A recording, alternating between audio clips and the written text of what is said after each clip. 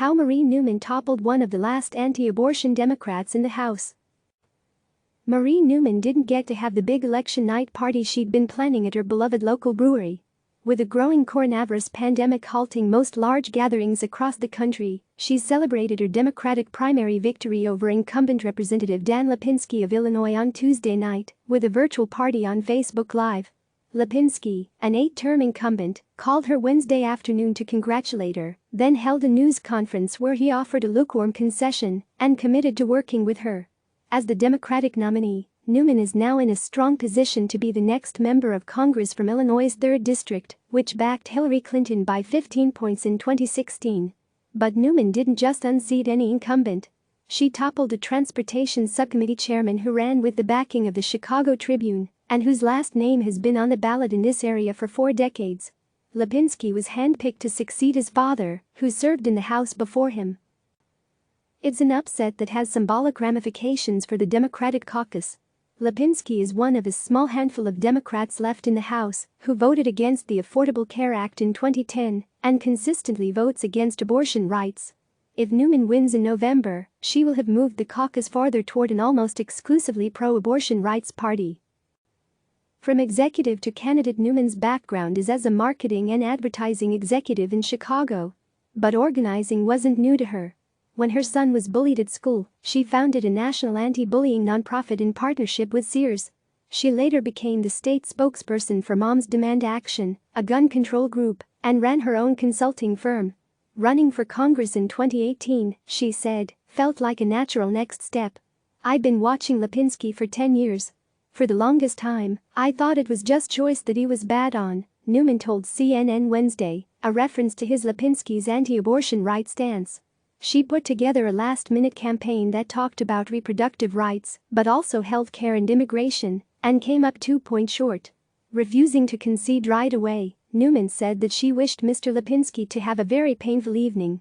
She earned heat for those remarks in 2018, but said Wednesday that it was a reaction to the Chicago political machine and the disrespectful tactics used against her.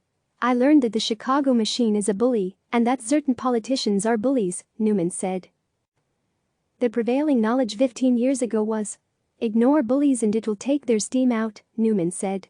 Well, the more you ignore a bully, the more effective they are because you acknowledge that you are less than they are. And I'm not just willing to say Illinois 3 is less than the bullies. Second time's the charm. She signaled almost immediately that she would run again in 2020. Getting into the race earlier was a major advantage. Newman had 2 years to pound the pavement and hold community meet and greets. Outside groups supporting her got involved in the race earlier too.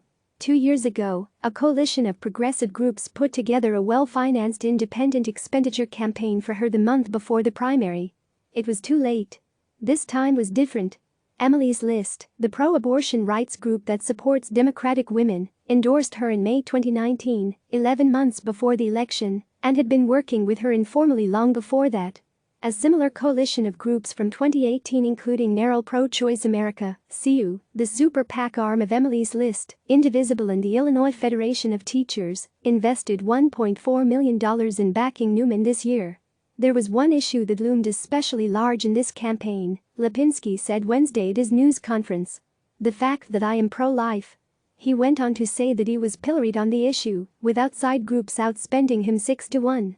Given the electoral scare he had in 2018, some Democrats expected Lipinski to try to moderate more to fit a district with a suburban population that was growing more liberal. Life begins at conception, Lipinski said Wednesday. Knowing this, I can never give up protecting the most vulnerable human beings in the world, simply to win an election. A changing district. Although the source of the outside spending in this race would suggest that abortion was the most salient issue, Newman's message was often more nuanced than that, which helped her resonate in what's long been a working-class, more socially conservative district. Like many of the Democrats who flipped GOP-held districts in 2018, Newman focused on health care, although she went farther than most of them in backing Medicare for All and the Green New Deal. Although Lipinski voted against the Affordable Care Act in 2010, he has opposed GOP efforts to roll it back and argued that Newman posed the greater risk to the law because of her support for Medicare for All. In a rapidly diversifying district, immigration also became a hot issue, with Newman's allies hitting Lipinski for voting against the 2010 DREAM Act. 2 years ago, Lipinski won by mobilizing the Chicago political machine. But that machine isn't as robust as it once was. Chicago Mayor Lori Lightfoot, for example, backed Newman. When Newman beat Ann, she showed this as a new day in this community. Illinois Representative Jan Schakowsky, one of Newman's earliest supporters in 2018, told CNN Wednesday. Newman had her own army of 3,000 volunteers who knocked on 110,000 doors.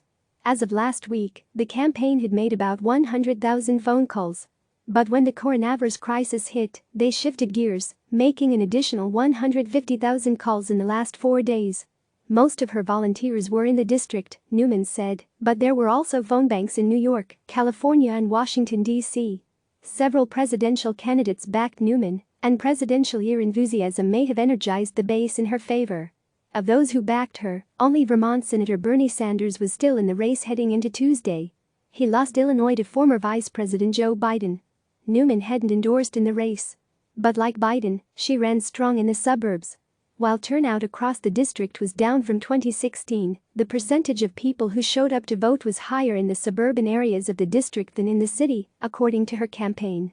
A rare breed, a former political science professor who first earned a master's in engineering, Lipinski talks about the importance of having a big tent in the Democratic Party on abortion rights, especially as Democrats try to make inroads in redder parts of the country. But he's been out of step with much of the caucus on major issues important to the base. Although he voted for the Equality Act, he was the only House Democrat not to co-sponsor the legislation, which extended civil rights protections to LGBTQ people. The Democratic Congressional Campaign Committee had promised to blacklist all consultants who work for primary candidates against incumbents. That denied Newman the ability to continue working with some consultants from her 2018 race. But it didn't translate to much institutional support for Lipinski. Representative Cheri Bustis of Illinois, the chairwoman of the committee, was forced to cancel a fundraiser with Lipinski last year because of pressure from the left.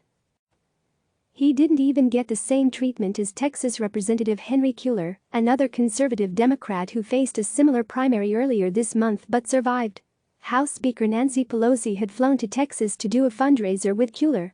Lipinski didn't have the outside firepower that he did in 2018 when a super PAC affiliated with No Labels spent more than $1 million on his behalf. What outside help Lipinski did have came in the form of minimal direct mail spending from a super PAC called the Center Forward Committee and the super PAC arm of Susan B. Anthony List, which typically backs Republican women opposed to abortion rights. Congressman Lipinski has long been a profile in courage, bucking the sad trend of Democrat leaders vying to be the greatest advocate of abortion. We are deeply grateful for his bravery in standing strong, SBA List President Marjorie Denenfelser said in a statement Wednesday. For me, this is always about alignment, Newman said Wednesday, noting how much she's heard about having health care for all in her meetings with constituents. So while I trust women and am pro-choice, it is one of many important issues to this district. Click subscribe to receive the latest news.